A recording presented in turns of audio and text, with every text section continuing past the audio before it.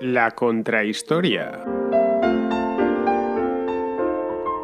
Un programa presentado y dirigido por Fernando Díaz Villanueva.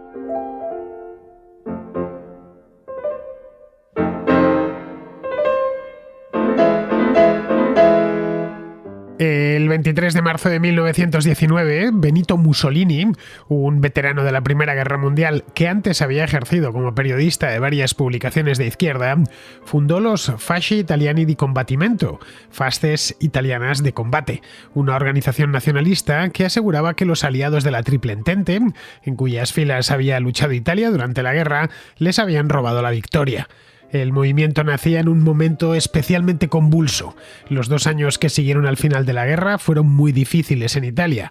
Se sucedieron las huelgas obreras y en algunas zonas del país se llegaron incluso a ocupar tierras y fábricas. En ciudades como Milán se constituyeron consejos obreros a imagen y semejanza de los soviets que habían provocado poco antes la Revolución de Octubre en Rusia. Los Fasci Italiani di Combattimento de Mussolini explotaron con bastante éxito la mala situación que había en Italia, excitando los ánimos de los nacionalistas italianos y de una burguesía que se sentía acogotada ante lo que parecía una reedición de la revolución bolchevique. En 1922, ese primer movimiento había crecido y ya se había convertido en un partido, el Partido Nacional Fascista, y tenía apetitos de poder. Mussolini organizó entonces una marcha sobre la capital, sobre Roma, con unos 30.000 hombres ataviados con camisas negras, alegando que los fascistas eran los únicos capaces de garantizar la ley y el orden. Una vez en Roma, los fascistas exigieron la dimisión del primer ministro y que ese puesto fuese ocupado por Mussolini. El rey de Italia, Víctor Manuel III, accedió y entregó el poder a Mussolini con la esperanza puesta en que el sistema domaría sus ímpetus y terminaría por fagocitar a los propios fascistas. Pero no sucedió nada de eso. Mussolini no tardó mucho en hacerse con el control del Parlamento y luego fue desmontando poco a poco la frágil democracia italiana. Sobre el antiguo sistema, nació un nuevo régimen que rompía por completo con el sistema liberal parlamentario que había caracterizado a la Italia reunificada desde sus orígenes en 1861. Todos los partidos políticos fueron prohibidos y se eliminó el propio Parlamento, que fue sustituido por el denominado Gran Consejo del Fascismo, una cámara monocolor designada por el propio Mussolini. Libertades típicamente burguesas, como la de expresión, la de prensa o la de asociación, también desaparecieron. A pesar de que Mussolini había convertido su país en una dictadura, la Italia fascista se puso de moda en la escena internacional durante parte de los años 20 y los años 30. Mussolini llegó a ser muy popular en Italia y también en el extranjero. Muchos le veían como un reformador y el régimen que había creado pronto encontró imitadores en otros países de Europa, como España, Rumanía o Alemania. El fascismo se veía entonces como algo moderno, que acababa con el liberalismo decimonónico y cerraba el paso a revoluciones comunistas como la rusa. En el exterior, Mussolini desplegó una política exterior muy activa porque quería reconstruir de forma un tanto fantasiosa el Imperio Romano y transformar Italia en una potencia colonial. Lo primero, lo del Imperio Romano, nunca estuvo en su mano. Lo segundo, lo intentó con la invasión de Etiopía, una campaña que ocasionó una gran crisis internacional en la sociedad de naciones. Los nazis alemanes se inspiraron en la estética fascista y Hitler admiraba a Mussolini y le consideraba el precursor de su propio movimiento, el nacionalsocialismo alemán. Los dos regímenes se hermanaron ya en los años 30 y fueron juntos a la guerra a partir del año 1940. Eso marcaría el final de la Italia fascista y del propio fascismo, que sucumbió en 1943 poco después de que los aliados desembarcasen en el sur de Italia, en la isla de Sicilia. Pues bien, hoy en la Contrahistoria vamos a profundizar en esos años de la historia de Italia, unos años muy interesantes y muy reveladores de muchas cosas respecto a la historia universal, y vamos a profundizar para entender qué fue este movimiento que tanta influencia tuvo en toda Europa y por extensión en todo el mundo, cómo nació, cómo se desarrolló y por qué desapareció con la guerra. Para guiarnos por este camino, visita el programa por primera vez y advierto ya que no será la última, Aitor Aurrekoetxea, profesor de la Universidad del País Vasco y todo un experto en esta materia.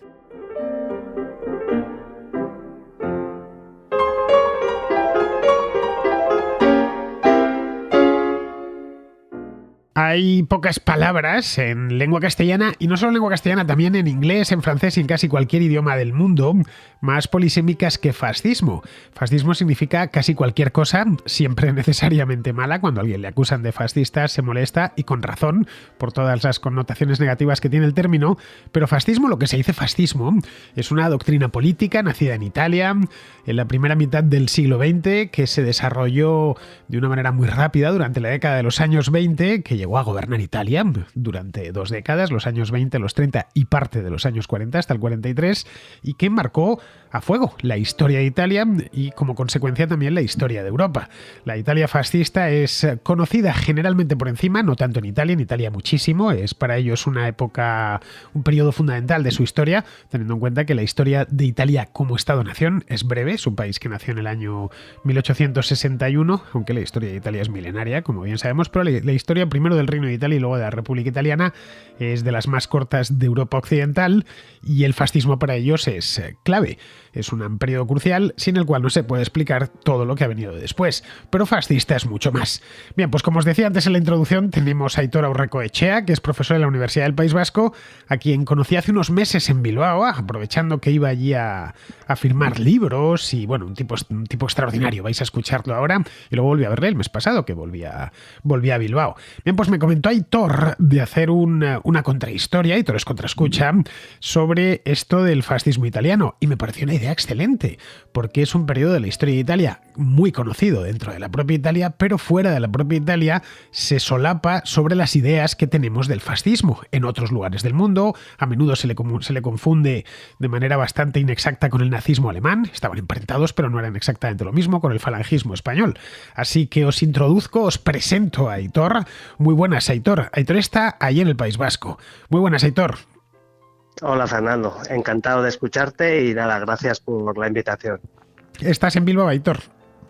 Sí, estoy en Durango, un pueblito cerca de Bilbao. Está en Vizcaya, Durango está en el Duranguesado, es una comarca histórica de Vizcaya, está cerquita de Bilbao, un lugar precioso, por cierto, de los más bonitos que hay en todo el País Vasco, una zona, una comarca de no especialmente abrupta, de colinas, verde esmeralda, un sitio, pilla de camino yendo de Bilbao a San Sebastián.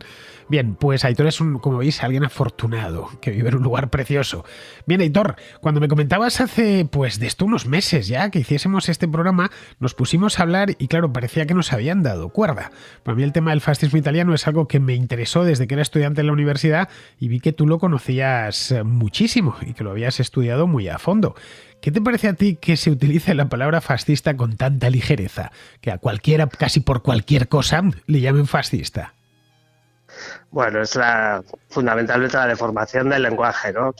Hemos visto cómo ha caído en desgracia más allá de sus connotaciones históricas, y el fascismo significa efectivamente cualquier cosa, todo peyorativo, nada que ver con el análisis del fenómeno, que verdaderamente pues es lo que en este caso nos ocupa y a lo que nos hemos dedicado. El fascismo apareció en Italia hace poco más de 100 años, en el año 1919, cuando un antiguo periodista, un periodista de izquierdas que había sido director del diario Avanti, un periódico oficial, el órgano oficial del Partido Socialista de Italia, un tipo llamado Benito Mussolini, que luego pues, se había ido a combatir a la Primera Guerra Mundial, fundó, mejor dicho, un partido nuevo que se llamaba Fasci di Combattimento, que sería algo así como Fasces de Combate en castellano. Sería un partido extraño, un partido movimiento formado por veteranos de la propia guerra, con un programa un tanto difuso, pero muy marcadamente nacionalista, que de lo que protestaban en aquel momento no estaba configurada todavía la doctrina propiamente dicha, que se configuraría más tarde. Lo que eran nacionalistas italianos y irredentistas. Protestaban contra los términos de los acuerdos de paz de la Segunda Guerra Mundial. Unos términos que le habían sido beneficiosos a Italia, pero no en la medida que Mussolini y los suyos pensaban. Sí, así es. En realidad, con la cuestión de la participación de Italia en la Primera Guerra Mundial se da dentro de... Es una historia un poquito transversal, porque entre las izquierdas y las derechas, en realidad de lo que se dividen no es tanto en su ideología como en el intervencionismo, en la capacidad que ellos consideran que va a tener Italia para alcanzar, digamos, el lugar que le corresponde ante el resto de las naciones, y pues nada, que prometen unos que el pacifismo es el camino a seguir y otros justamente lo contrario. Y Mussolini, con otros muchos que incluso provenían de la izquierda, esto suele sorprender, pues se declaran fervientes partidarios de la intervención, y es ahí donde empiezan a gestarse pues lo que será el primer núcleo de los fasci italiani de combattimento, como bien apuntabas, alrededor de los Arditi y de un grupo de nacionalistas irredentos, entre ellos Roberto Farinacci, etcétera. O sea que efectivamente es ahí donde, digamos, se produce el germen que dará producto al fascismo unos años después, muy pocos años después. Había un ambiente intelectual en la Italia de la época, en la Europa de la época, no solo en Italia, pero en Italia era especialmente convulso. Se había producido la Revolución de Octubre, todavía no era la Unión Soviética, en la Rusia de los zares. Se había producido pues poquito antes, en el año 1917, estamos hablando del 19, los fasci di combattimento los funda Mussolini el 23 de marzo de 1919, es decir, año y medio después de la Revolución de Octubre. Y en aquel momento, aparte de estos protofascistas italianos, Italia está tomada por huelgas, movimientos obreros masivos, están ocupando fábricas, están ocupando tierras en distintas partes del país. Es decir, muchos piensan, con más o menos razón, que esa Italia liberal, nacida en el año 1800, en torno al año 1860, con la reunificación, o la unificación, mejor dicho, porque Italia como tal no había existido antes más allá de un reino que había creado Napoleón en su momento, pero la Italia actual, tal y como la entendemos, es de finales del siglo XIX, se había constituido como el arquetípico reino liberal parlamentario de la Europa occidental, no muy distinto a lo que era la España de la época o el Reino Unido, casi cualquier país. Bien, ese consenso es cuando se viene abajo después de la Primera Guerra Mundial, y desde donde más se empuja en ese momento, en el 19, es desde el lado, digamos, comunista, socialista. Los fasci de combattimento son, por lo tanto, algo reactivo. Sí, en realidad lo has explicado muy bien. Quizá cabría añadir que el resurgimiento no finaliza, no se completa la unidad italiana, y hay por parte de sectores importantes del nacionalismo cultural y de, bueno, lo que llamaríamos derecha, que no es exactamente liberalismo en este caso, que tienen como una suerte de deuda pendiente, que consideran que Italia no ha cumplido con la misión histórica que encomendaron pues los padres de la patria, vinculados a la carbonería, como Mazzini, Garibaldi, etcétera, y creen que esa revolución mancata debe ser completada. Y ese fermento es importante para entender también cómo se produce, pues bueno, la revolución soviética, por supuesto, pero cómo esos extremos a los que hacías referencia, como esa especie de explosión de huelgas generales, la reforma agraria, que en Italia siempre fue, como en España quizá, el tema pendiente por antonomasia, etcétera, pues diesen lugar a un tiempo extraordinariamente convulso en el que cualquier cosa podía ser posible. Lo que cabría quizás señalar para finalizar esta intervención es que la democracia liberal era lo que menos interesaba a todo el mundo, es curiosamente, incluso a los que debieran de haber puesto algún empeño en defenderla, y ese probablemente será el caldo de cultivo para que sucediera lo que va a suceder y que comentaremos ahora, entiendo. Es que eso suele ignorarse, ¿eh? Tendemos a ver la historia siempre desde nuestra propia época, asumiendo de manera errónea que los valores y los consensos que imperan en nuestra época son los mismos que imperaban hace 100 años o 200, cuando no es cierto. En el año 1919, esa democracia liberal se la consideraba algo antiguo, algo desfasado, algo que había traído la Primera Guerra Mundial, algo que tenía que ser superado cuanto antes. Movimientos como el de los bolcheviques eran bien recibidos por parte de los europeos occidentales, y lo serán el de los radicales del otro extremo, como los fascistas italianos o los nacionalsocialistas alemanes, que aparecen en esta misma época, o luego ya posteriormente movimientos como el de la Falange en España. Se les consideraba algo moderno, irresistiblemente moderno, algo que no podían, que los de la época, los contemporáneos, lo veían como gente realmente que estaba a la última. Hoy el fascismo, o mejor dicho, los fascistas italianos nos parecen ridículos, los vemos con sus camisas negras, desfilando, con toda la parafernalia de la que se dotaron. Los fascistas italianos, todo hay que decirlo, siempre fueron muy elegantes, no hay más que ver las imágenes, los vídeos que nos han llegado, las fotografías, y llamaban mucho la atención. Lo que hoy nos parece ridículo, hace 100 años les parecía admirable a muchos. Sí, es así. Yo entiendo que aquí hay dos cuestiones. Una es la incapacidad de la democracia liberal para dar respuesta a la modernización de Italia y segundo, efectivamente, todo lo que has apuntado. Hay una suerte de sublimación de la juventud y todo esto pues tiene que ver con también el enfrentamiento de dos Italias, es decir, el fascismo, al igual que otros movimientos que tendrán una repercusión extraordinaria y que atravesarán todo el siglo XX, nacen en Italia, pero no en la Italia del sur, que sí es una Italia cultural llena de grandes escritores, pero lo que son los fenómenos políticos, incluso de creación con respecto al arte, etcétera, que hablaremos quizá después, nacen en la Italia rica del norte, que es la más susceptible de ser homologada con el resto de la Europa de la época, ¿no? Y sin embargo, en Italia, ese complejo de inferioridad, esa incapacidad por haber alcanzado el tren de la modernidad, pues aparece de una manera palmaria y es, entre otras cosas, entre otros múltiples elementos, el que dará lugar a este fenómeno. Aparece también, quizá, Fernando, si te parece, el concepto de vanguardia, ¿no? Y ese concepto de vanguardia, que es muy importante, unido al genio, a la creación, que en Italia siempre ha sido muy potente, pues hace que fermente, digamos, que germine más bien, que germine el fascismo en los términos en los que germina. No olvidemos que, por ejemplo, el Pecci de Gramsci se funda también en el 21, abandonando al socialismo como una doctrina del siglo XIX y el comunismo, digamos, que al albur de la Revolución de Octubre, la Revolución Soviética, pues efectivamente es en Italia donde más predicamento tendrá y de alguna manera esos dos fenómenos, uno transido de internacionalismo, que sería el comunismo gramsciano, que también está en los intervencionistas y con algunos Arditi, etcétera, que se van a la parte izquierda y estará también en el fascismo. Por tanto, esa idea de vanguardia, de lo nuevo, etcétera, aparece constantemente en la época, en la atmósfera de la época, pero en Italia de una manera radical, digámoslo así, y especialmente paradigmática por el desarrollo que tendrá y por la capacidad de mímesis o cómo será copiada en el resto de Europa en todos los órdenes.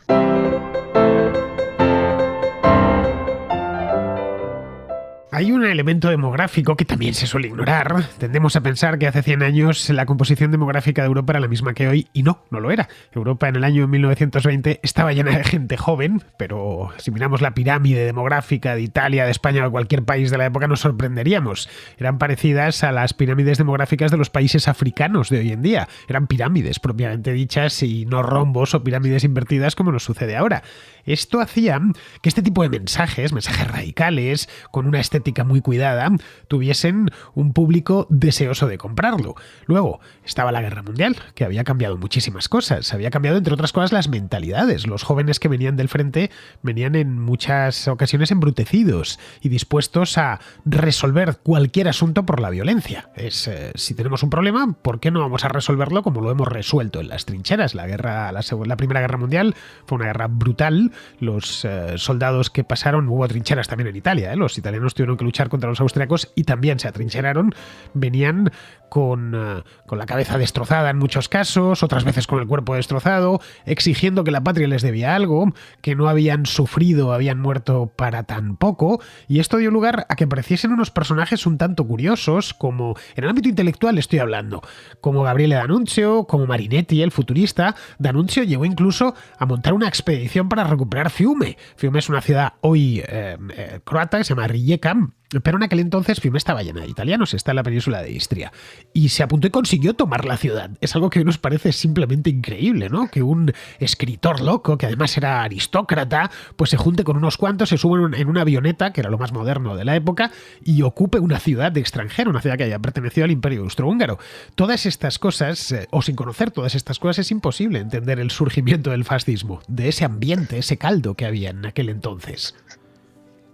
Claro, has descrito muy bien lo que es toda una atmósfera, la atmósfera de una época, la demografía que se suele obviar, que además después de una guerra es especialmente cambiante por el hecho de que pues ha muerto muchísima gente, hay muchísimas mujeres, etcétera, las ideas malthusianas que todavía están no sé cuántos años después pues circulando y efectivamente ¿por qué no vamos a resolver los problemas de esta manera si la vida nos hace ser héroes, si los jóvenes son héroes, si son hermosos? digamos, esa sublimación de lo juvenal que comentaba, tiene su traslación en ese episodio que apuntas, que es el de Fiume, que es algo absolutamente delirante a ojos de hoy desde un punto de vista político, pero desde un punto de vista de lo que sería stricto sensu la creación, pues no deja de tener su interés, ¿no? Gabriele D'Annunzio, que en su carnet de identidad había exigido que se le pusiera militar y poeta, monta un cuerpo expedicionario de arditis y gente de todo pelaje y condición, pero fundamentalmente del lumpen, y se va con ideas irredentistas para conseguir, y simbolistas, decadentistas francesas, porque él era de formación de herencia francesa, pues se va allí a exigir lo que cree que se le debe a Italia y que las Naciones las Naciones Unidas, no, la Sociedad de Naciones les había hurtado.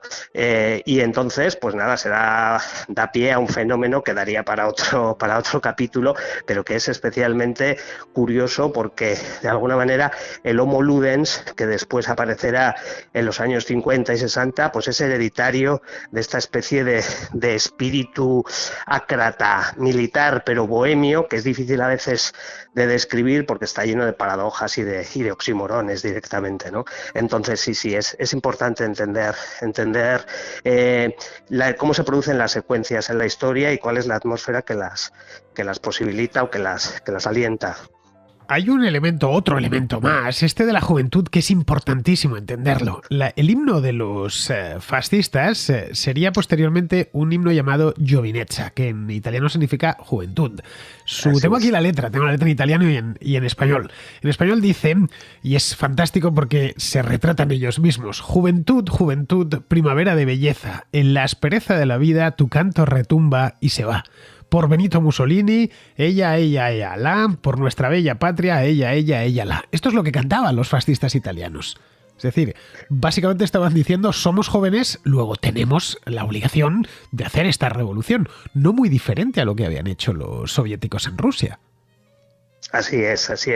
Esto es importantísimo porque, qué reminiscencias, según lo estabas leyendo, al Cara al Sol y a tantos otros himnos que subliman la juventud y la necesidad de ser héroe y de morir temprano incluso, ¿no? Es decir, nosotros hemos venido al mundo para regarlo con la sangre de nuestra juventud y para cambiar las cosas, independientemente de qué dirección se cambie, ¿no? Es una especie de esto también es importante, porque no solo la fuerza de las ideas, sino que es esa especie de revolución del espíritu que nace en el romanticismo y que efectivamente sigue coleando. Bueno, yo diría que los fascismos son el último reducto donde el romanticismo quema sus últimas naves, ¿no? El reducto donde el romanticismo quema sus últimas naves. En ese sentido, ¿no? En el que la juventud tiene que hacer algo, tiene que cambiar el nombre de las cosas, el nombre y el sentido de las cosas. Y da igual exactamente lo que sean esas cosas. Lo importante es lo nuevo. Pues Antonio, yo siempre a veces lo pongo en clase o en otras ocasiones que he tenido la opción de participar en otros foros, que tiene un poema que dice: viva la Germania de Hitler, viva la Italia joven, arriba la Rusia soviética, viva el mundo que haremos. Ese mundo que haremos es en realidad lo que lo resume todo y va en la dirección que tú has descrito, y es algo esencial que merece en sí mismo todo tipo de análisis, reflexiones y trabajos de toda índole, porque en realidad está ahí el germen de lo que fue esa Europa que no estaba conforme con lo que funcionaba de aquella manera, pero que al menos tenía algún tipo de anclaje en la realidad y que quería a toda costa cambiar las cosas, ¿no? Cualquiera de las direcciones, y siempre es una advertencia importante para todos darnos cuenta de lo que tenemos y que ex nihilo crear algo nuevo pues tiene sus consecuencias. La cuestión es que los fascistas italianos consiguieron cambiar las cosas. Si no las hubieran cambiado, hoy hablaríamos de Benito Mussolini como un tipo extravagante, tipo Gabriele D'Annunzio, que apareció justo al final de la guerra y que la cosa luego se fue extinguiendo.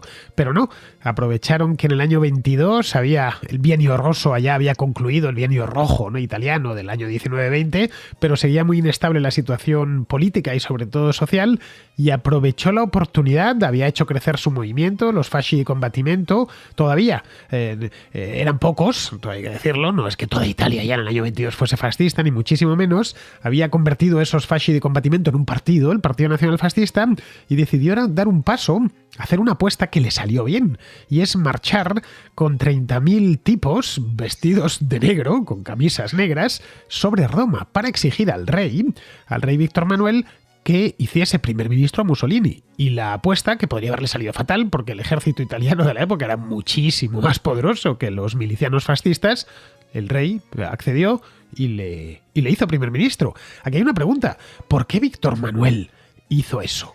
Podría perfectamente haberse negado, no hubiera pasado nada, haber reprimido a los camisas negras, haber metido en la cárcel a los líderes, entre ellos el propio Mussolini, y asunto resuelto. Pero decidió arriesgarse. Claro, se arriesgó para desmontar completamente el sistema, porque lo desmontaría Mussolini los años siguientes. ¿Por qué crees que fue? ¿Qué pasaría por la cabeza de este hombre? Porque Víctor Manuel III no era un fascista. Pues yo creo que hay dos explicaciones. Una, la que nos remite a la historiografía marxista, que dirá que cuando el capital y el orden se sienten amenazados por la clase obrera, recurren al matonismo, en este caso identificado con el fascismo. A mi juicio sí está en la ecuación, pero no lo explica todo. Y la segunda, yo creo que efectivamente Italia tenía la necesidad de orden, de un orden mucho mayor que lo que ellos, los fascistas, llamaban la plutocracia, era capaz de ofrecer, y Vittorio Emanuele, aunque el Parlamento intentó que se parase y que mandase a la fuerza pública, al ejército concretamente, a detener a los fascistas o a no permitirles entrar en Roma y después, por supuesto, no otorgarles todo el poder, como sucedió a posteriori, pues no lo hizo. Y yo encuentro semejanzas, no sé cómo lo verás tú, Fernando, pero prácticamente con lo que hizo Hindenburg con Hitler, en otro orden de cosas, no hubo tal marcha. 10 años más tarde. Efectivamente, claro. Pero sí que hay como toda la historia siempre rima, y efectivamente aquí hay más que una rima, casi hay un soneto completo, ¿no? O sea que sí, es curioso esto. Claro, el marxismo lo explica fácilmente, pero efectivamente hay otro tipo de ideas y de temores de la época que nos cuesta mucho entender, y que efectivamente yo creo que son los que al final acaban propiciando pues una decisión de ese tenor que marcaría claramente no solo la historia de Italia y de Europa, sino el devenir del propio Vittorio Emanuele. O sea que es lo que tenemos. Sí. El hombre fuerte de Italia durante el primer cuarto de siglo fue un tipo llamado Giolitti. En Italia es bien conocido, sería algo así como nuestro Cánovas, más o menos, para salvando las distancias. Giolitti sería eso. Giolitti llegó a decir que el sistema liberal todo lo fagocitaba y todo lo depuraba y todo lo purgaba, y que no había ningún problema, que cualquiera podía entrar, que a la vuelta de unos meses o unos años quedaría integrado. Quizá fue precisamente por eso le aplicaron la doctrina Giolitti. Da igual, déjales pasar, y una vez estén dentro se aburguesarán y se convertirán, olvidarán, se quitarán la camisa negra o se la dejarán puesta, pero no serán ya una amenaza. Se incorporarán dentro del juego político, el Partido Nacional Fascista será un partido más, y el día de mañana pues lo mismo desaparece o lo mismo se mantiene, porque el primer gobierno que forma Mussolini lo forma con nacionalistas y con liberales. Sí. Solo hay 4 fascistas en el primer gobierno, efectivamente. Sí. No, yo estoy totalmente de acuerdo. Lo que pasa que eso es obviar la fuerza de las ideas prometeicas, y que esta gente, igual que sucede con las ideas de lo contrario, digamos, del comunismo, tienen una capacidad de embelesamiento y de entender holísticamente no solo la vida, sino la misión que tiene el hombre en la existencia, que al final, pues efectivamente, uno cuando tiene en sus planes cuestiones mundanas, es decir, pues de intendencia, de logística, de mercados, de industrialización, etcétera, no se da cuenta de que lo que tiene delante no funciona con esos esquemas, o tiene para sí otro tipo de ambiciones que son más altas y que son mucho más peligrosas, porque efectivamente no se puede controlar una fuerza de la naturaleza, y que es esto, los fascismos, el comunismo, etcétera, que son temperamentales y que hacen del mito del hombre nuevo pues individuos capaces de cualquier cosa, y por supuesto de que una vez que llegan al poder no lo van a soltar por nada del mundo. Es decir, la verdad, etcétera, no tiene ningún valor para ellos, ni las promesas hechas anteriormente, sino que ellos van a intentar cumplir el programa de Máximos, naturalmente. De hecho, Mussolini en ningún momento se plantea acabar con el sistema, derrocar al rey y empezar de cero. él decide desde el principio, de una manera además muy explícita, desmontar el sistema desde dentro. Porque poco después de llegar al poder, una de las cosas que hace es aprobar la ley Acerbo, llamada así por un diputado llamado Giacomo Acerbo, que era una de estas leyes que te desmontan un sistema democrático con solo una ley. Esta ley era curiosa porque asignaba 2/3 de los escaños en el Parlamento al partido que obtuviese el 25% de los votos. Los fascistas entendían que 1/4 de los votos lo tendrían sin problema, pero un 25% de los votos te daba mayoría más que absoluta. En ese momento ya estaba desmontado todo. Ya el poder legislativo caía en manos de Mussolini. A partir de ahí fue simplemente ir empujando hasta llegar a las elecciones del 24, que fueron las últimas elecciones en las que hubo concurrencia de distintos partidos, y ahí Mussolini arrasó, sacó el 65% de los votos. Alcide Asperi no llegó ni al 10, y Giacomo Matteotti, que era el líder del Partido Socialista, lo mismo, se quedó algo así como en el 5, en el 6. Para entonces, para el 24, es cuando ya decide Mussolini hacerse con todo. Le ha costado 2 años desmontar la Italia liberal. Sí, es una aplicación casi perfecta del entrismo, ¿no? Es decir, utilizar todos los resquicios que el sistema permite para acabar con el sistema, ¿no? Parece, llevado, en este caso, culminado a la perfección, como hará nuevamente, porque la reminiscencia es permanente, Hitler unos años después, efectivamente, a partir del 33. El caso de yo creo que a Mussolini le costó más, porque hay que comprender también la sociología del fascismo, es decir, de los militantes del Partido Nacional Fascista, que no es exactamente, quizás sea demasiado prolijo hablar de esto ahora, pero sí que es verdad que contra todo pronóstico en el campo tuvieron muchos más apoyos de los que al principio cabía prever, porque era un fenómeno moderno que al final se convirtió en una suerte de fenómeno reaccionario, lo que yo llamo palingénesis, ¿no? Continuidad histórica, es decir, entre lo moderno y la tradición, por decirlo de alguna manera y entre comillas, existe algo que simbiotiza lo que es el fascismo, ¿no? Y entonces esa oposición interna del fascismo, como le sucederá después con los acuerdos de Letrán y con el catolicismo, etcétera. Mussolini, que es de familia atea, su abuelo introdujo el anarquismo en Italia, su padre fue un socialista consecuente, radical y consecuente, y Mussolini, por supuesto, ya lo has apuntado tú antes, Fernando, fundó el Avanti y dirigió el Partido Socialista. Quiero decir que esa tradición se la conocía y venía de un mundo ateo directamente. Pues bueno, se encuentra con que la mayor parte de la gente vinculada al fascismo será católico, como no era la mayoría de Italia, por otra parte, ¿no? Entonces esa composición hace que efectivamente Mussolini tenga que jugar. De hecho, no sé si hablaremos después del caso Matteotti, etcétera. Tiene que explicar muchísimas cosas y no tiene tan fácil hacer lo que le den gana. Vamos, que hasta el 28, 29 no será lo que se llama un estado totalitario, aunque a mi juicio ese es un concepto también que hay que revisar, si te parece a ti después. El caso Matteotti no se puede entender, el ascenso de Mussolini, sin conocer el sino de Giacomo Matteotti. Giacomo Matteotti se despidió de este mundo en el año 24 y fue el 10 de junio exactamente del año 24, que es cuando muchos dan por terminada la democracia en Italia. A partir de ahí ya, después de lo de Matteotti, se acabó lo que se daba. Matteotti realmente, a pesar de que no había obtenido demasiados votos en las elecciones, ya digo, lo tengo aquí, un 5,9% en las elecciones que se habían celebrado en abril del 24. Bien, no son muchos, al lado del 64,9% que había obtenido Mussolini. Mussolini le temía, incomprensiblemente.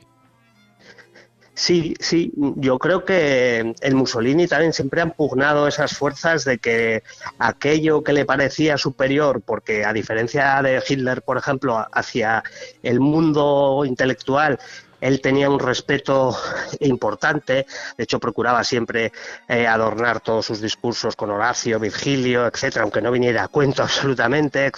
Eso hacía que él, de alguna manera, temiese aquello que consideraba que era superior a él intelectualmente.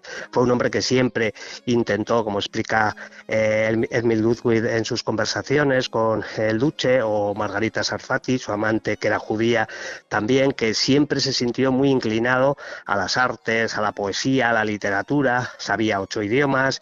Quiero decir que era un hombre, y Matteotti, aunque fuese socialista, o por ser socialista, pertenecía a una tradición de gente culta, etcétera, y eso, a mi juicio, que es una explicación, si quieres, un poquito diferente, porque no estamos yendo a los hechos, pero a mi juicio creo que pesaba mucho y él consideraba que era un obstáculo, porque aquel que le podía hacer sombra, de alguna manera, pues era este tipo de personas a las que él particularmente todavía tenía un respeto, aunque despreciase, porque efectivamente Mussolini reivindicaba el antiintelectualismo, pero lo reivindicaba desde un punto de vista intelectual, o sea, curiosa y paradójica donde las haya, ¿no? Y esto, pues yo creo que estaba ahí claro, porque consideraba que sin eliminar a Matteotti no tendría el camino expedito para ya culminar sus planes y la conquista del poder plena.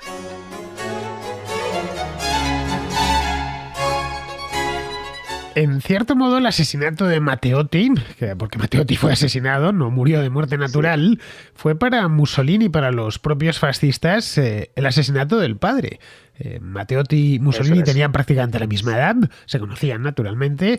La diferencia había sido que al principio de la Primera Guerra Mundial los socialistas se oponían, los socialistas de la época eran todavía internacionalistas, claro, se oponían a que Italia entrase en la Primera Guerra Mundial.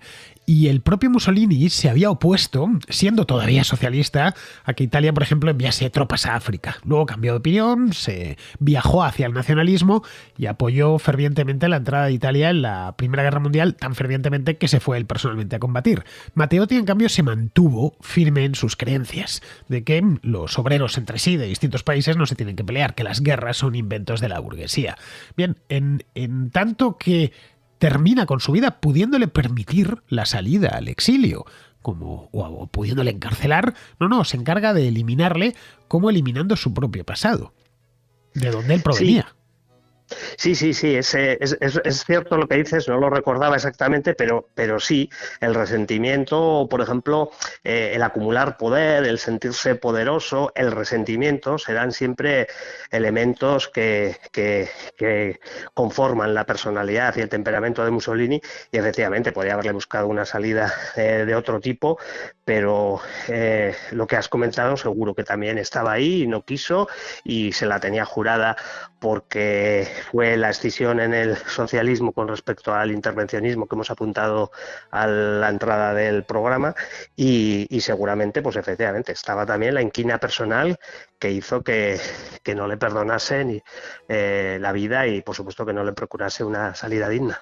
Aún así, ni el asesinato de Matteotti, ni la cooptación completa del Estado por parte de los fascistas, es decir, la liquidación de la democracia en Italia, le supuso un coste en popularidad. Al contrario, es a partir de entonces, del año 24-25, cuando el fascismo empieza a ascender, pero a ascender en popularidad dentro de la sociedad italiana. Es una cosa que hoy los italianos, y que llevan preguntándoselo 100 años, ¿cómo pudo llegar a ser tan popular? La gente participaba de los eventos del partido, no llegó nunca a totalizar tanto a la sociedad, ni de lejos, como el nacionalsocialismo alemán, pero se podía decir en torno al año 1930 que Italia era fascista. Y cuando les digo Italia, los italianos. Era un líder que apoyaban de una manera más o menos decidida. Tenía, por supuesto, un montón de disidentes a los que les daba aceite de ricino, se los cargaba o los metía en la cárcel.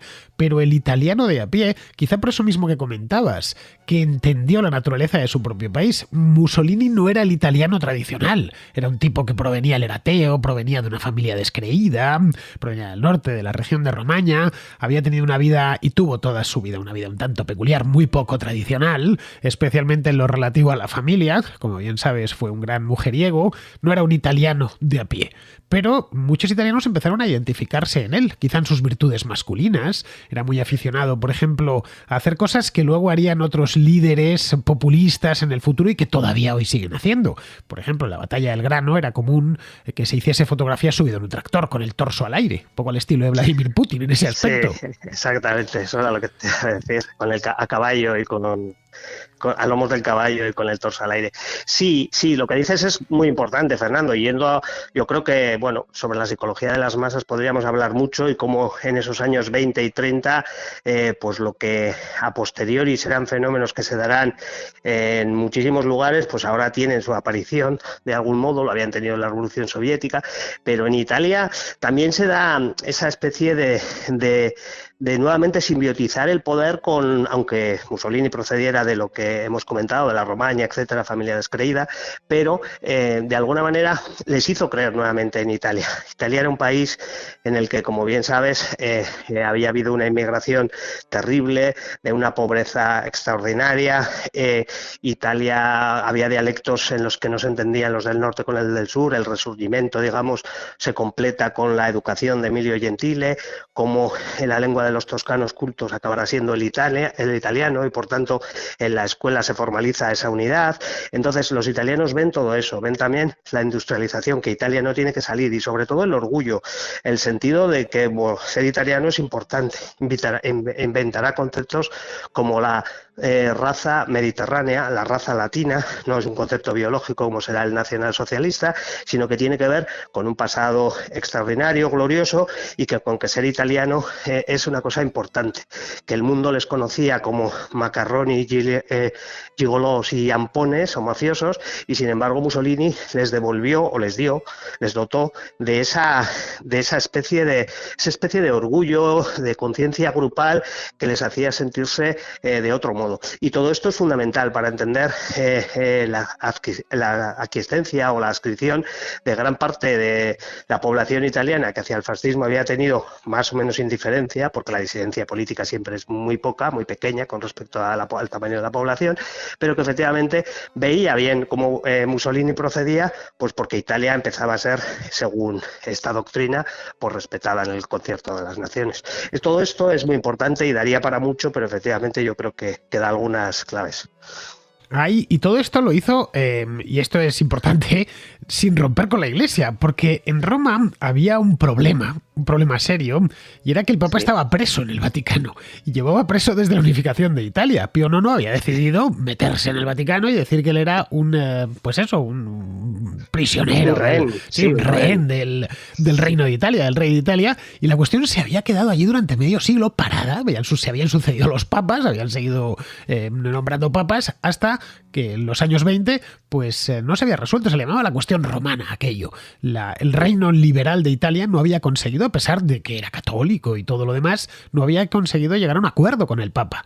Bien, quien llega a ese acuerdo es Mussolini en el año 29. Los acuerdos de Letrán consistieron en eso. Con otro Pío, en este caso Pío XI, le aceptaron que estuviese en el Vaticano. Se creó un nuevo estado, que es la Ciudad del Vaticano, y eso para el italiano medio fue algo muy agradable, porque estos tipos son revolucionarios, pero no tanto. Tampoco ponen en cuestión nuestras creencias ancestrales. Es decir, en estos asuntos el fascismo no se metió, al contrario, supo, digamos, mimetizarse con la sociedad italiana de la época. Así es, lo has dicho muy bien. Congraciarse con el pueblo, congraciarse con la verdadera naturaleza de los italianos, o con su tradición, si preferimos. Y efectivamente esto es muy importante. En los acuerdos lateranenses o vinculados a ellos también está la exigencia de que la Iglesia, por su parte, ceda con respecto a la política. Es decir, a nosotros luego me hace mucha gracia, porque la historiografía marxista siempre nos explica que la democracia cristiana es una especie de apaño para que el fascismo siguiera en Italia, etcétera, cuando es al revés. Mussolini dice a los católicos que no pueden que pueden participar en política, por supuesto, pero no a través de un partido, digamos, de adscripción católica. Y esto también será fundamental para sentarse y para, de alguna manera, de un plumazo, dar, por un lado, arreglar la cuestión romana, vaticana, y por otro, efectivamente, hacer que ya nadie le vaya a toser y le vaya a hacer sombra. La disidencia de la izquierda la tenía más o menos juzgada y controlada, y por el lado de la Iglesia, que había algunos personajes que, por supuesto, por cuestiones éticas y propias de la misma doctrina, con respecto a elementos más o menos bárbaros del fascismo, que no comulgaba, pues efectivamente vuelve nuevamente a despejar el camino, y eso también es muy importante subrayarlo, a mi juicio.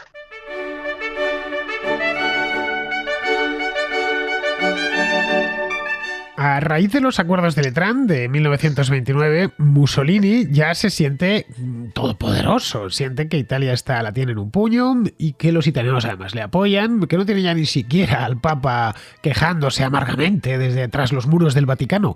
En una palabra, que es un líder popular, ha conseguido llegar a eso en muy poco tiempo. Estamos hablando de 1929, la marcha sobre Roma fue en 1922, algo realmente rápido. Imaginemos, qué sé yo, estamos en 2022 ahora mismo, pues que se hubiese producido una marcha sobre Madrid en el año 2013 o 2014 y que ahora mismo esas personas estuviesen no ya en el poder, sino que hubiesen rehecho por completo el país a su imagen y semejanza. Eso es lo que sucedió en la Italia de los años 20 y sucedió de una manera un tanto pacífica. Evidentemente reprimió todo lo que pudo a los disidentes, pero no hubo una guerra civil, no tuvo, como si por ejemplo tuvieron que enfrentar los bolcheviques en Rusia, como si sucedió en España posteriormente, donde por cierto la Italia fascista se metió de hoz y coz, fue el participante extranjero con más tropas, pero con diferencia. El cuerpo de tropas voluntarias italiano fue el mayor, mucho más 80.000. Sí, mucho más que los alemanes, a pesar de que ya sabes, unos llevan la fama y otros cardan la lana. En el caso de la guerra civil fue tal cual. España se llenó de italianos en el lado de Franco. Bien, a partir de ese momento, ya 1930, es cuando empieza la crisis internacional. Mussolini se convierte en alguien muy popular en el extranjero, en países como Estados Unidos, y no solo Estados Unidos, en el Reino Unido, en Francia, en la propia España. A Primo de Rivera le decían de manera chistosa que era primo de Rivera y segundo de Mussolini, porque la derecha española había creado verdaderos fans. Muchos estaban, la Falange Española, que nacería en el 33, nació también a imagen y semejanza del fascismo italiano. Lo único que le cambiaron es el color de la camisa, que lo pusieron azul mahón en lugar de ponérselo negro para que no cantase demasiado. Algunos llegaron incluso a decir que Italia y España deberían unificarse y crear un gran imperio mediterráneo. En fin, ya sabes, todas las locuras de la época. La cuestión es que Mussolini en ese momento se cree su propia propaganda y cree realmente que puede rehacer el Imperio Romano y empieza a hablar de la romanidad, empieza a construir nuevas ciudades a las que les pone nombres romanos, tipo Litoria, por ejemplo, Imperia, en el sur de Italia. Litoria está en el norte, es la actual. No, Litoria es la actual Latina, creo, porque les cambiaron algunos los nombres. Bueno, cualquiera que vaya a Italia, a ciertos lugares del país, verá todavía la arquitectura fascista. Podrá ver esos edificios pesados, cuadrados, que Alberto Garín seguro que hace sus delicias porque toda esa arquitectura le encanta. Yo la aborrezco. Bueno, recuerdo hace muchos años en la ciudad de Tarento que hay un paseo marítimo, lo llaman en Ahora italiano. se llama Arte de Estado. Arte de Estado, bueno, es horrendo. Sí, ellos consiguieron, efectivamente. Sí. Pues ahí en Tarento hay un paseo marítimo muy grande, el Lungomare, que es como se dice en italiano, y todo el mundo cuando llegas te lo cuenta. Esto lo hizo Mussolini. Él vio que aquí había posibilidad de hacer un paseo marítimo y hizo un paseo marítimo completamente sobredimensionado, ¿no? Bien, esto lo fue repitiendo por toda Italia con la idea de recuperar esa gloria del Imperio Romano, una cosa completamente fantasiosa, claro, 2000 años después, pero sí es cierto que empezó a plantearse, bueno, y lo llevó a cabo, una campaña colonialista en los años 30. Es decir, con 100 años de retraso. Es cuando, por ejemplo, empieza una campaña contra Etiopía. Eritrea ya estaba en manos, desde el Congreso de Berlín, en manos de Italia, y decide que es poco, que tiene que quedarse con Abisinia, ¿no? También interviene de manera muy activa en la Guerra de España del 36. Es decir, que Mussolini y el fascismo en sí pasan a ser Mussolini el hombre de moda en los años 30, que es algo que nos resulta curioso verlo ahora desde casi 100 años después. Bueno, hasta Vladimir Putin ha aparecido en la revista Time y Mussolini apareció en el año, si no recuerdo mal, 28, 29, y efectivamente, por lo que estás comentando. Hay que tener en cuenta que ese mito de la romanidad, bueno, claro, pues Italia, ¿dónde va a encontrar el esplendor? Pues en su pasado glorioso. A Mussolini le gustaban todos los revivals del pasado de la historia italiana, menos el renacentista, porque lo consideraba afeminado. O sea, nunca apareció, por ejemplo, siempre aparecía pues con la vítola de emperador, le gustaba el barroco, le gustaba la Edad Media italiana, pero no le gustaba el Renacimiento. Esto es muy curioso porque consideraba que era un tanto afeminado, y él, por supuesto, la virilidad, la masculinidad eran los símbolos del nuevo Estado, de la fuerza germinal y semental del nuevo Estado, ¿no? Y esta cuestión es importante porque Mussolini en realidad fue el hombre, efectivamente, lo has dicho muy bien, de principios de los años 30. Hitler se sentía tan pequeño al principio a su lado, que parezca curioso esto, que cuando todos los la NERV, todos los estudiosos de el pasado alemán y los arqueólogos, etcétera, le traían de vez en cuando alguna pieza para decir que el pueblo ario había sido, Hitler ya tenía su mente en que el pasado era Roma, y cuando Himmler le llevó expresamente una pieza que consideraba extraordinaria, a Hitler le pareció tan pequeña y dijo: estos trayéndome cosas del pasado anglosajón, cuando pequeñas cráteras, cuando en Roma ya llevaban la nuca despejada.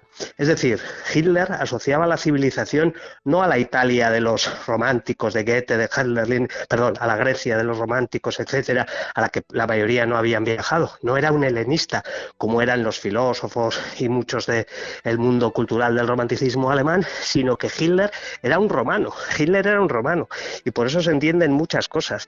La vinculación que tendrán, que luego se invertirá, que será Mussolini el que admire desgraciadamente para Italia y se vincule a ella pues hasta el final prácticamente, pero que al principio fue al revés por todo lo que tú has dicho, que Roma de alguna manera, bueno, Mussolini tenía una expresión que era estos no sabían hacer nada cuando Roma era el mundo, ¿no? Y esa expresión de grandeza, de satisfacción, fue capaz de transmitírsela a los italianos y tuvo su eco, su resonancia en el resto de Europa, en la que aparecieron todos esos movimientos a los que has hecho referencia. No olvidemos que a principios de los años 30 en Londres hubo una manifestación de los camisas negras de Oswald Mosley de más de 100.000 camisas negras desfilando por las calles de Londres. En Rumanía con Codreanu, la cruz flechada en Hungría, en España con los problemas que trajo, porque había también nacionalsindicalistas de la rama izquierdista que tenían la revolución pendiente contra el Estado, pero también lo hubo. En Francia también hubo, etcétera. O sea, las Waffen-SS después, todo esto no se entiende sin toda esta cuestión, por ejemplo, ¿no? Que fue Roma y no Alemania la que dio ese carácter europeo, etcétera, etcétera.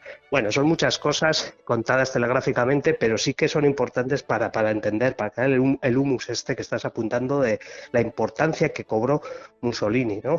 Alguien admirado y respetado. Hay un detalle, Churchill, etcétera. Hay un detalle importante, y es que en la propaganda fascista de los años 30, cuando aparecía un mapa, no ponían en italiano Mar Mediterráneo, se dice Mar Mediterráneo, igual que en español, pero ellos ponían Mare Nostrum. Esto se puede consultar en la propaganda. Se ve un mapa en perfecto italiano, ¿no? Francia, España, Portugal o no sé qué, y después ponían encima de Mar Mediterráneo Mare Nostrum. Voy diciendo, es nuestro mar, es como lo llamaban nuestros antepasados romanos, y por lo tanto vamos a recuperar ese nombre. Así se puede entender, por ejemplo, ciertas intervenciones. Algunas le costaron carísimas, le terminarían costando carísimas, como la de Albania, que la consideraban, a la propia Albania, país atrasado, que había pertenecido al Imperio Otomano, y la otra, la de España, que fue uno de los grandes triunfos del fascismo italiano, junto al de Le Abisinia. pasó luego con Grecia también, pero bueno, al revés, que fue ahí donde tuvo que hincar la rodilla. Sí, eso ya sería posteriormente la Segunda Guerra Mundial. Pero antes, en los años 30 estoy hablando. Por ejemplo, cuando decide entrar en España, que envía el CTV, el Cuerpo de Tropas Voluntarias italiano, que era inmenso, ya lo has comentado, 80.000 personas, estamos hablando de un ejército importante, extranjero, que se derramaron por toda España. Hubo ciudades que las tomaron ellos, el caso de Málaga, por ejemplo, pero ahora que se ha hablado tanto del bombardeo de Guernica, siempre se habla, ¿no?, la Legión Cóndor, que había aviones italianos también, claro. en la Legión, de hecho, solo había dos Stukas y el resto eran italianos, o sea, era al revés, eran los italianos los mayoritarios. Y eso, por ejemplo, le dio una prestancia internacional de este tipo. Ninguno queremos intervenir en España porque es un asunto que ni nos va ni nos viene. Los ingleses, los franceses decidieron mantenerse al margen. Los soviéticos lo hicieron al principio, sobre todo de aquella manera. Bueno, sí, os echaremos una mano, os mandaremos unos asesores, pero no vamos a mandar tropas. Los y alemanes... para ordenar la disidencia interna, sobre todo. Claro, sí, comisarios políticos y tal, pero no enviaron aquí un ejército soviético. No. Los italianos fueron con todo directamente. Sí. Lo cual se demostraba que era un tipo que estaba seguro de sí mismo, que podía intervenir en un país vecino, un país grande además como era España, sin miedo a nada ni a nadie. Le daba igual lo que le dijese la Sociedad de Naciones. Bueno, la Sociedad de Naciones se plantó cuando después de invadir Abisinia, que fue allí el Haile Selassie a protestar y a decir que les habían invadido el país, un poco lo que hemos visto con Zelensky y Ucrania, ¿no? Diciendo que han venido estos tipos, estos bárbaros y me han invadido mi país, y a los italianos les da igual. Bueno, sí, por supuesto que lo hacemos, nos asiste todo el derecho del mundo, somos un imperio en expansión y es normal que queremos unir nuestros dominios de Somalia con los de Eritrea, y además estáis atrasados, ¿qué le vamos a hacer? Y ambas campañas, tanto la de Abisinia como posteriormente, bueno, fue un año después, la de España fue más larga, eso sí, duró 3 años, fueron un éxito sin paliativos. Vamos, Mussolini en 1937-38 era tan célebre y tan respetado en el concierto internacional que se permite servir de intermediario entre las potencias occidentales, Francia y el Reino Unido, y Alemania y la Alemania nazi. La conferencia de Múnich, el que está de intermediario es Mussolini, que a veces se olvida. Con los Sudetes, y que le promete que no volverá a Checoslovaquia, que será su última pretensión después, etcétera. Sí, así es. Yo creo, Fernando, que la cuestión de la megalomanía de Mussolini es contagiosa, ¿no? Primero se la cree él absolutamente, ese egotismo acendrado que le lleva a considerar que puede hacer absolutamente todo y se empeña en este tipo de campañas a las que has hecho mención, y después que, bueno, pues que en realidad sí que tiene un papel destacado en un tiempo especialmente convulso, donde a Hitler se le teme y a Mussolini se le respeta, donde el propio Winston Churchill considera que es uno de los grandes hombres del siglo, como tú bien apuntabas, etcétera. O sea, quiero decir que hay elementos que hacen que probablemente el conde Chiano en sus diarios ya describe que el error capital fue vincularse a Hitler, a hacer el eje, hacer el gran pacto en el que, pues si uno va a la guerra, vamos todos, y eso pues trajo las consecuencias que trajo para Italia, pero que efectivamente hasta ese momento, desde una lógica, digamos, más o menos operativa y dejando al margen las cuestiones éticas y de delirios de otra índole, pues Mussolini era alguien respetado que perfectamente pues casaba con el sino de los tiempos que le había tocado vivir, y sobre todo para Italia, que era un líder, pues bueno, pues no sé si válido, pero aceptado. Esa es otra de las grandes incógnitas, Aitor. La relación entre Hitler y Mussolini. Lo solemos ver siempre de la mano, como en una comunidad de intereses absoluta, pero el hecho, a la luz de lo que nos ha dejado la historia, los documentos, etcétera, es que en origen Mussolini despreciaba a Hitler. Le consideraba poco menos que un bárbaro. Decía, bueno, y este tipo que me viene aquí con unas locuras y con criterios raciales y demás. Y luego, poco a poco, es Hitler el que va imponiendo su criterio hasta meterle de cabeza en la guerra en el año 1940. Porque esto es un dato importante. En 1939, cuando Hitler invade Polonia, Italia no entra en guerra, se mantiene como no beligerante, no neutral, pero desde luego no beligerante. Así es. Entra al año después, cuando en junio del 40, cuando Hitler invade Francia. Y ahí ya se viene arriba, se entusiasma y dice, esta es la mía. Entre otras cosas, porque ve la posibilidad de ocupar parte del sur de Francia, que la anexiona a Italia, lo que es hoy toda la zona de Niza, que había pertenecido en tiempos a los Saboya, claro. No olvidemos que Garibaldi era nizardo, era originario de Francia, vamos, de la actual Francia. Y él ve la posibilidad, al final ese irredentismo le termina acabando con él, porque se mete en una guerra que en el año 40 parece ganada, pero ganada a corto plazo, pero no a largo plazo. En tanto en cuanto entrase Estados Unidos, más la locura que hizo Hitler el año siguiente de invadir la Unión Soviética, era una guerra perdida. Y el fascismo italiano, a diferencia del nazismo alemán, que el nazismo alemán implosiona, pues, cae sobre sí mismo, los aliados tienen que invadir Alemania y devastar todas sus ciudades. En el caso de Italia no fue así. Cayó rápido. En 1943, tan pronto como los aliados desembarcaron en Sicilia, unos días más tarde, es el propio Consejo Nacional Fascista el que derroca a Mussolini. Eso también es desconocido. Otra cosa es que luego los alemanes la rescatan y se lo llevan al norte de Italia, le montan una república a su medida, la República Social Italiana. Sí, la República. Y Otto Skorzeny, claro. Efectivamente, Otto Skorzeny, que por cierto pasó toda su vida en España. Málaga, ¿no? Estuvo en Málaga, murió en Madrid. Sí, tenía una casa en Mallorca también. Hay algún documental por ahí por televisión sobre Otto Skorzeny. Era un Scarface. Estaba completamente... Tenía la cara cortada. La cara cortada, efectivamente. Sí. Bueno, pues Skorzeny es el que la rescata, el Gran Sasso, donde se lo habían llevado. Pero la pregunta que muchos se hacen es cómo Mussolini, que era el verdadero hombre fuerte, el tipo al que admiraba Hitler, en el año 1934, 35 estoy hablando, es decir, muy poco antes de la guerra, cómo termina subsumido dentro de los intereses del Tercer Reich, siendo como él era el inventor del asunto. Pues yo sobre esto sí que tengo muchísimas teorías, pero me parece importante destacar una cosa que antes no hemos comentado y que se me ha quedado en el tintero, Fernando, y me viene bien por lo que has dicho de Abisinia, etcétera, y de Etiopía, etcétera.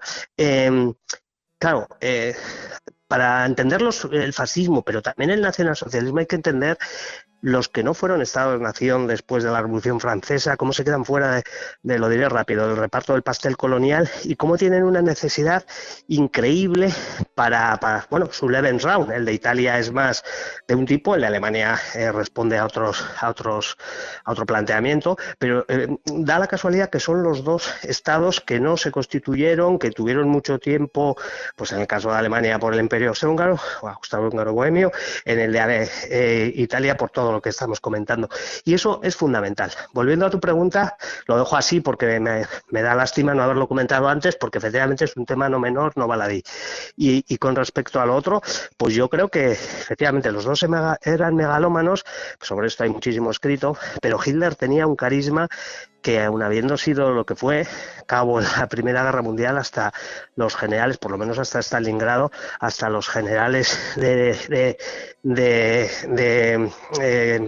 en línea roja, de banda roja en los pantalones, de los Junkers que le detestaban, etcétera, al principio, quedaron convencidos de que era un genio, y de que era un genio porque su temeridad, su grado de locura, diríamos ahora, aunque no quiero hablar en estos términos, sobre todo cuando hablamos de historia, pero su grado de locura era tal que le hacía efectivamente ser lo que a Mussolini le hubiera gustado. Mussolini se decía de la providencia, pero consideraba que verdaderamente el que estaba enviado por la providencia era Hitler, y Hitler tenía un carisma tal que convencía a intelectuales, no es una cosa especialmente difícil, pero desde luego convencía a personas avezadas, inteligentes, de su capacidad, de sus planes, les engañaba, les persuadía, les dominaba, les magnetizaba, y esto es algo que está muy estudiado, por supuesto, no estoy descubriendo aquí el Mediterráneo, valga el término para el día de hoy, pero desde luego no se daba en Mussolini. Mussolini era más teatral, tenía un poco de bufón para aquellos que no estaban de acuerdo con él, etcétera. Este tipo de cuestiones que no lo explican todo, por supuesto, pero sí que son importantes a la hora de entender cómo se invierten los términos, cómo al principio era Hitler el que siempre quiso ser romano, cuando llega a Firenze y cuando está en Roma en el viaje, creo que es en el 37, dice, sí, esto me ha gustado, pero se va a quedar muy pequeño con respecto a lo que será Berlín, y entonces le encarga la famosa maqueta a Albert Speer, y etcétera, etcétera. O sea, quiero decir que Hitler verdaderamente era alguien que cautivaba por su personalidad, y Mussolini, jugaba a otras cosas. Yo creo que probablemente era mucho más inteligente, pero desde luego al final sentía esa especie de sentirse reflejado en algo o en alguien. Y Hitler no, Hitler sí que era su propio espejo. Y esto es algo verdaderamente terrible por las consecuencias que digo, pero desde luego desde el punto de vista temperamental, etcétera, Hitler ha sido un personaje extraordinario en todos los órdenes.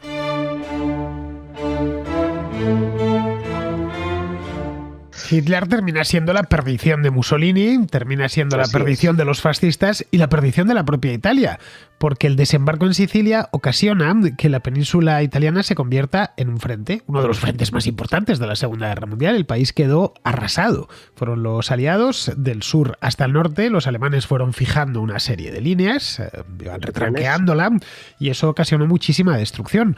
Y ocasionó, entre otras cosas, que Italia se desfascistizase muy rápidamente y desde abajo. Cuando en el año 43 el rey de Italia decide sacar a Mussolini del poder y encerrarle y llevarle al Gran Sasso, en ese momento una de las cosas que hace Italia es cambiar de bando en mitad de la guerra y declararle la guerra a la Alemania nazi, que es una cosa fascinante. Pero bueno, el país, ¿de qué lado estuvo Italia en la Guerra Mundial? De los dos, porque es que estuvo de los dos. Ya lo hizo en la primera. O sí, sea, pero en este caso fue a mitad de guerra, tal cual. En el 43 se cambió de bando, y creo que fue en octubre del 43, cambió de bando, y ya el resto de la guerra, el Reino de Italia lo hizo en el bando aliado.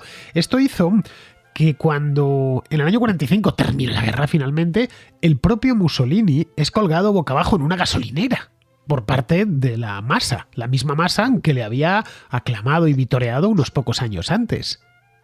Sí, le detiene la brigada Garibaldi, justo, son los comunistas. Tiene la mala suerte que de todos los grupos partisanos que operaban, le detienen los comunistas que le identifican y efectivamente le cuelgan, como tú bien apuntes.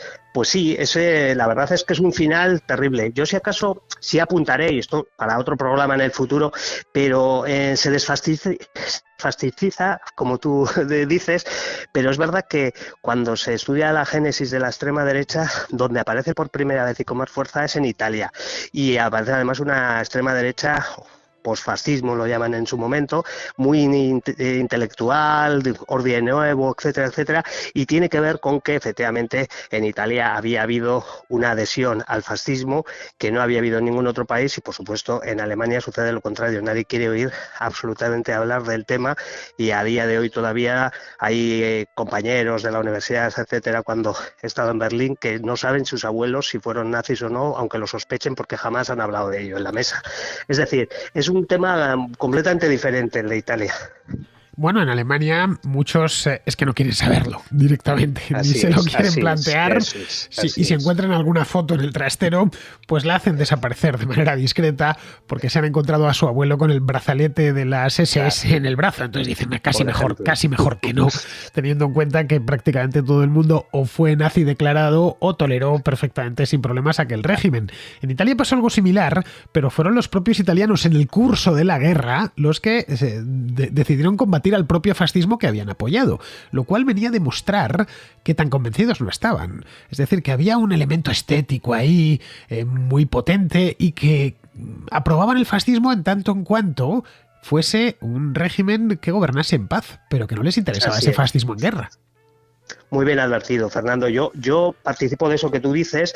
De hecho, la mitad del Consejo Nacional Fascista se les vuelve. Desde Italo Balbo, fusila a Condechiano, a su cuñado, de rodillas y por la espalda 2 veces. O sea, quiero decir que todo eso se produce. ¿Por qué? También por el sentido pragmático. No sé, a veces a mí me asusta hablar de esto porque yo me considero un filósofo materialista y no me gusta, pero es verdad que el sentido pragmático de los italianos es mayor. Los alemanes van al Armagedón y algunos intentan, por supuesto, ahí sabemos todos de las conspiraciones y los intentos de atentado contra Hitler son innumerables, hubo muchísima gente que se opuso, etcétera, pero el Führerprinzip, toda la doctrina de Carl Schmitt, todo cómo se había construido el Estado alemán, que sí es un Estado, el Estado Nacional Socialista sí es un Estado totalitario, y a mi juicio, más allá de Hannah Arendt, el totalitarismo tiene que ver, o la definición exacta es que el partido sustituye al Estado. Eso no se produce en Italia, en la Italia fascista. Los jueces siguen siendo jueces, la policía es la misma, más o menos fascistizada, etcétera, pero sí sucede en la Alemania Nacional Socialista, y por supuesto se perfecciona en la Unión Soviética, como tú bien has explicado en otras contrahistorias, hablando de Stalin y del régimen de terror que mantienen la bandera. Este es un elemento importante. No, mantienen la bandera, Aitor. Los italianos no la cambian, no ponen la Así bandera es, del así partido es. como bandera nacional. Así es. Eso es fundamental. Cosa que sí sucedió en la Alemania de Hitler o que sucedió en la Unión Soviética. Italia durante el fascismo siguió siendo una monarquía. La tricolore. claro, sí, sí. Sigue siendo, con su corona, con el escudo de los Saboya, todo. Me dicen, ¿cuál es el escudo de la Italia fascista? La bandera y el escudo eran exactamente las mismas que de la Italia anterior. Es decir, que no profundizó tan al fondo como había hecho el nazismo, que se reinventa Alemania desde cero. Pues vamos a Y tú empezar. lo explicas, y lo que has dicho es muy importante, el elemento estetizante, toda la creación del culto del litorio, de los símbolos, el salido a la romana, las camisas negras, las águilas, que son las de Roma, todo eso que será copiado, mimetizado a su manera por el nacionalsocialismo, con aportaciones nórdicas, el esoterismo de las runas, etcétera, pero efectivamente tiene más que ver con ese culto a la juventud que es estetizante y no es como en Alemania, que es una cosa verdaderamente monstruosa, lo cual no significa que el fascismo pueda ante la historia, si es que algo existe, tú sabes más que yo de eso, pueda eximir sus responsabilidades, pero efectivamente no se pueden comparar.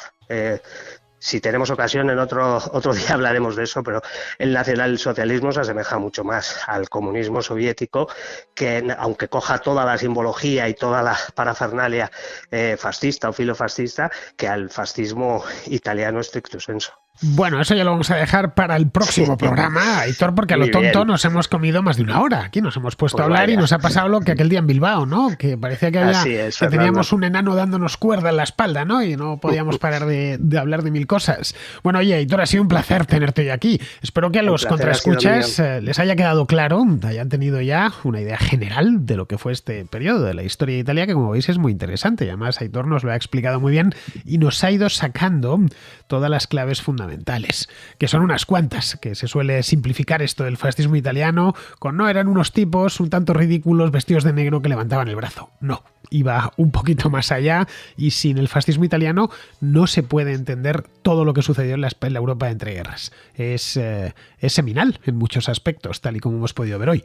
Pues nada, muchísimas gracias, Aitor, ha sido un placer. Espero que vuelvas por aquí para tratar otros temas. Gracias a ti, Fernando, y sabes que tenemos unos cuantos pendientes, así que cuando tú dispongas. Efectivamente, tengo varios, este era uno de ellos, pero tenemos otros tantos. Bueno, queridos, pues con esto ya damos por concluida la contrahistoria de hoy. Espero que haya sido de vuestro agrado, y más teniendo en cuenta que hoy es un día vacacional, estamos en plena Semana Santa, es Viernes Santo concretamente, un programa estupendo para escuchar un día de Viernes Santo, así que me despido de todos vosotros, hasta mañana.